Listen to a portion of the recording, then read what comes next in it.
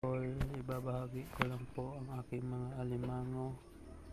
Ayan, medyo basag-basag ng iba pero matibay pa rin.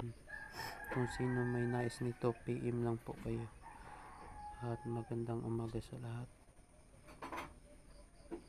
Paalam po. Nakakakita na naman po ako ito. Ayan, dahan-dahanin lang natin kunin para mabuo yung katawan niya, pero mukhang matigas to mga kaantingero. So salamat, babay mga kaantingero, uukitin ko muna to. Kaantingero, andito na po yung alimango natin. Ayan, ayan po yung alimango natin. Ayan, buo. Ayan yung kagat niya, sipit. So paalam muna guys or mga kaantingero, dahil ayun, maghahanap ako. So maraming salamat.